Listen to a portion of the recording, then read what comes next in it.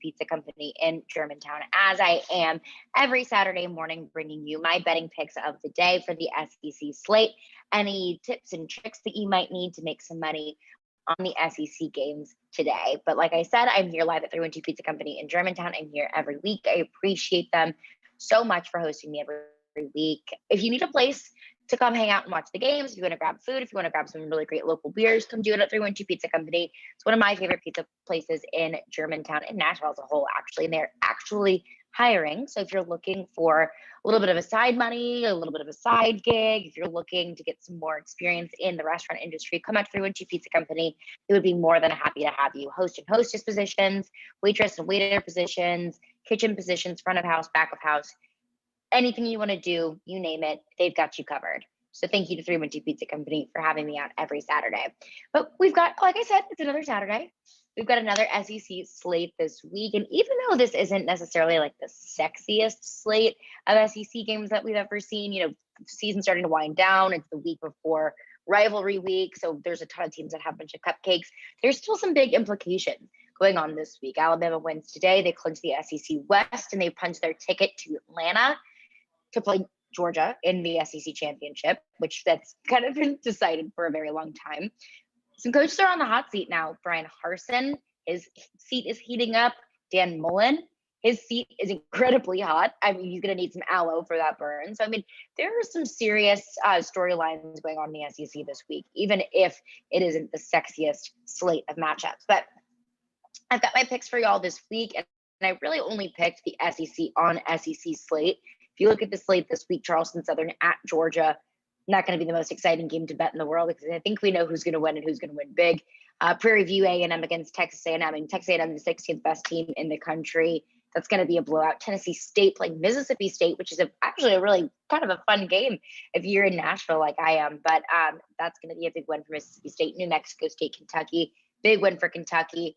South Alabama, Tennessee. Tennessee, I believe, is going to punch their ticket for a bowl today, get their 6th win of the season, beating South Alabama big like they should. And UL Monroe at LSU. LSU is having a down year, very much so, even though that's where my allegiances obviously lie.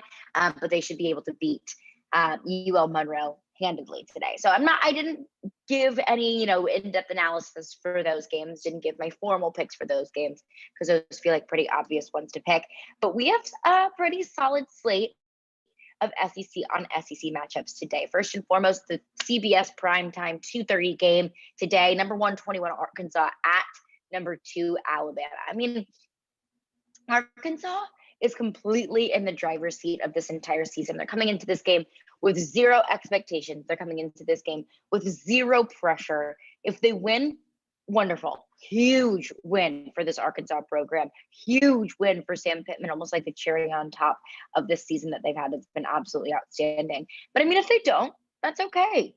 Arkansas is still building their program up. That's kind of how I felt about a lot of their big time SEC West matchup so far this season. Was if they win, great. That only makes your resume look better. If they don't, that's okay. We're building. But they're on a 3-game winning streak. They have huge victories over Mississippi State. They have huge victories over LSU. I mean, this is the first time that Arkansas had beaten LSU in 6 or 7 years, since 2014. So a big win for Arkansas. They played a really good season so far, and Arkansas fans absolutely should be proud of what they've done. But on the other side, I mean, Arkansas only can go up from here.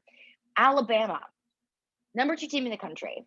But in my opinion, they have not been playing like they're the 2nd best team in the country. And they played it close against LSU. LSU limited them to very few rushing yards on the ground. And, that's supposed to be Alabama's bread and butter with an LSU team that has underperformed this year. Alabama should beat them handedly with the game in the second half, but Tennessee made them rattle. Tennessee made them make a ton of mistakes. Alabama did not look like the 2nd best team in the country against Tennessee. So Alabama not necessarily playing like the team that they should, but I think this game is going to be closer than Vegas thinks. Currently the spread is set at 21. I've seen 21, I've seen 20 and a half on sports books, but we'll say 21 for this sake. But Alabama, like I said, they ran for 6 yards against LSU just a few weeks ago. And Arkansas's run defense have not allowed more than 135 rushing yards since getting totally torn apart by Ole Miss in early October. But Arkansas's run defense has figured their things out. And an Alabama team that could get shut down by LSU's run defense that has been so hot and cold all season. I think that Arkansas's run defense is going to give Alabama a little bit of trouble. And I think that Alabama is going to have to turn to Bryce Young to throw. And in most instances here tonight, I mean, Arkansas's defense is one of the best in the country on third downs. Now, Alabama's converting 57% of their third down tries. So that is going to be a really fun little matchup to see, is Arkansas's incredible third down defense against Alabama's really staunch third down offense. That's going to be a fun little storyline to watch here. But Arkansas is averaging 234 rushing yards per game, second in the SEC, sixth in the nation.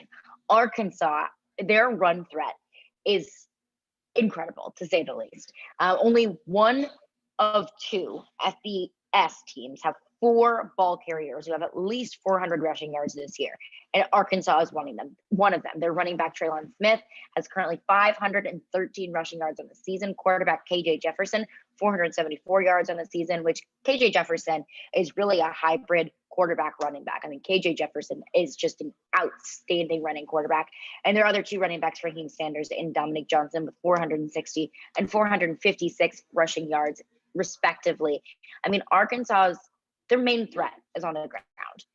If Alabama can shut down that run threat, Arkansas really doesn't have a ton of other weapons to use against them. And yeah, KJ Jefferson can air it out. They can get it done in the air, but really their bread and butter, the bread and butter of their offense is on the ground. So Alabama, I think, knows that. And I think Alabama would be able to stop them a good bit.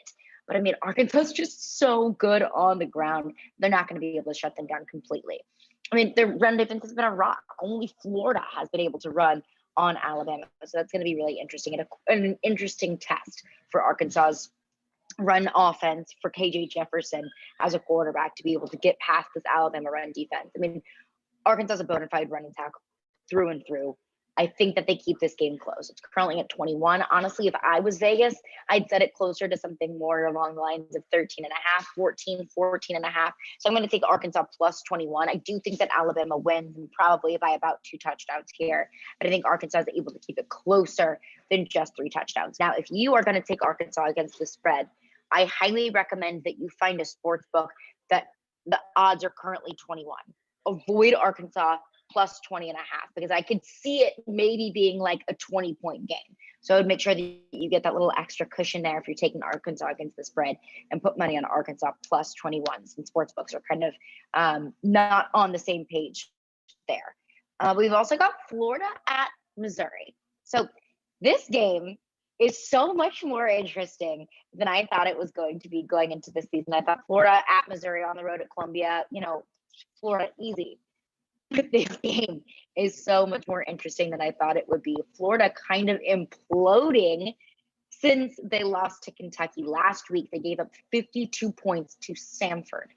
Now, that's not Stanford, the school in California that also doesn't really have that great of an offense. But this is Samford, the school in Alabama. Gave up 52 points to Samford, the most ever scored by an FCS program against an SEC opponent.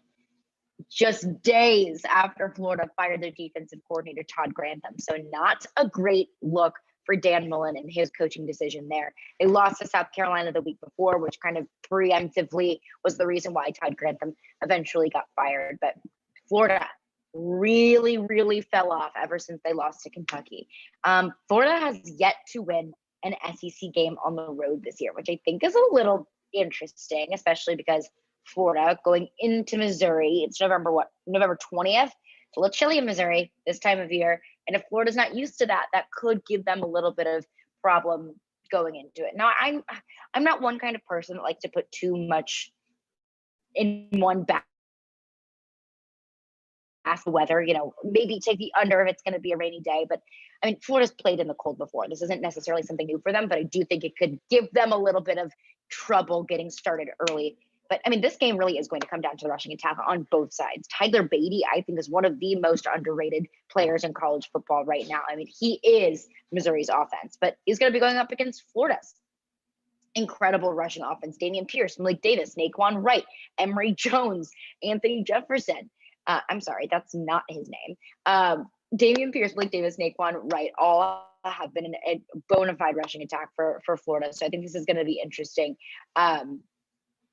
This is going to be incredibly interesting to see for Tyler Beatty. So he's been rushing for more than 200 yards for the fourth time this season. He rushed for 200 yards against South Carolina. He's averaging about 440 yards and 31.5 points per game. Like I said, have you ever heard the name? Maybe not. You probably should.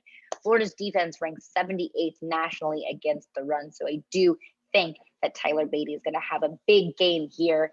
Mizzou's run defense limited the Gamecocks to just 57 yards on the ground in their game against South Carolina last week, and a team that has not had a very good defense all season. Are they getting it together? I'm going to say probably not. It was just a South Carolina team that doesn't have an incredible offense. It was able to obviously give Florida some trouble there, but I don't think Mizzou's defense has necessarily figured things out, but definitely a notch on their side of things, limiting the Gamecocks to just 57 yards on the ground. But Dan Mullen's fighting for his job. And if they lose to Missouri today, I think it is signed, sealed, delivered. Dan Mullen is on his way out of Gainesville. But I'm going to pick Missouri outright on the money line here. The spread is 8.5 in Florida's favor. Things have just been going downhill and downhill quickly for Florida. And I think that Missouri is able to capitalize on this. Florida has yet to win a game on the road in the SEC. And yes, this is going to be an easier opponent than, say, Alabama or LSU or some of these other teams that they have faced on the road. But I think Missouri gets it done here. I think Dan Mullen is on his way out. I think the players are checked out of this program. You've seen some players from Florida enter the transfer portal. They're just not in it. And I think Missouri is figuring things out enough. Connor Bazelak at quarterback, who I originally came into the season thinking that Connor Bazelak was going to be, the bread and butter of this offense. It's figured out to be Tyler Beatty, who has been really manning and steering the ship here. But I think that with the rushing attack and the passing attack between Connor Bazelak and Tyler Beatty, I think they're able to get it done against the Gators. So we'll lock it in. Missouri on the money line here. But again, this is Southeastern CaroLINES. I am your host, Caroline Benton, and I am live at 312 Pizza Company in Germantown. I'm live here every Saturday morning at 10 a.m., bringing you my SEC picks of the day. So be sure to tune in every week from there. But we've got two more SEC matchups today. Auburn at South Carolina, which is going to be also a way more interesting game than I thought it was going to be going into this season. So fun little tidbit. South Carolina beat Auburn for the first time since 1933 last season. Are they going to do it for the second time? I don't necessarily think so, but both teams are coming off of disappointing losses last week. Mississippi State beat Auburn 43-34, dropped them out of the top 25. Auburn going into the half with a huge lead. They weren't able to hold on to it, which is a little bit of a red flag to me. South Carolina lost by just a field goal on the road at Missouri. And Gamecocks quarterback Jason Brown had a really tough game against Missouri. Fumbled. Missouri was able to capitalize off of that, scored off of his fumble, 2 touchdowns and an interception. Not a terrible stat line there, but just looked obviously rattled against Missouri. Auburn against Mississippi State last week. I mean, like I said, Auburn was up 28-10 at the end of the half. They just could not hold on to that lead. But Auburn's wide receiver, Javarius Johnson, had himself a nice little day. He had a rushing touchdown, caught for 4 passes, 102 yards, the first time that he's passed the 100-yard mark in his career. So big day for him. Bo Nix was hurt against Mississippi State, had a season-ending ankle injury. So that is going to be an interesting thing to watch here for Auburn. I mean, the spread here is only 7.5, and I think that it is such a low spread because Auburn's coming in here without Bo Nix. But TJ Finley is going to be coming in at quarterback, a transfer from LSU. He'll get the start today. He played really well against Georgia State in September when Bo Nix was just imploding against Georgia State. TJ Finley was able to come in and get the win for them. He completed 9 of 16 passes, 97 yards, and a touchdown in his relief of Bo Nix. But one of his better LSU games, one of his better games in his LSU was against South Carolina, went 17 of 21 for 265 yards, 2 touchdowns, and an interception, a 52-24 win when TJ Finley got the start against South Carolina in his time at LSU. If this was, say the Alabama game, if this was an Iron Bowl and this was TJ Finley's first start as an Auburn Tiger, I would feel very, very confident taking whoever their opponent was against the spread if they were favored. I would feel very confident saying that their opponent would win big. But I don't think that TJ Finley is coming in as some sort of super green quarterback. He has plenty of experience. And against this Mississippi State defense, this spread defense could give him a little bit of trouble. But I think that he has a big game today. If he's having a meltdown, I mean, just rely on Tank Bigsby. He's 7th in the SEC with 776 rushing yards, 9 touchdowns on the ground. He's averaging 5.5 yards per carry. So even if TJ Finley starts to freak out a little bit, which I don't think he will. He has plenty of SEC experience, just not necessarily at Auburn. But if he does pass the ball off to Tank Bigsby every single time, Tank Bigsby is, no pun intended, absolute tank on the ground, especially with South Carolina's pass rush that could give TJ Finley a little bit of the spook. Zach Pickens leads a pretty solid pass rush with 3.5 sacks on the season so far.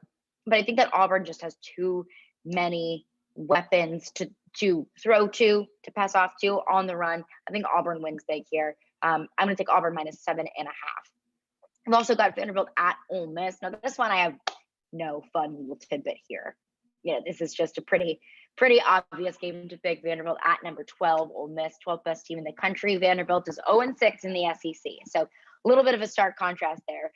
4 of Vanderbilt's 8 losses have come by at least 20 points, including shutout losses to Georgia, 62-0, Florida, 42-0, a 45-6 loss to Mississippi State 2 weeks ago.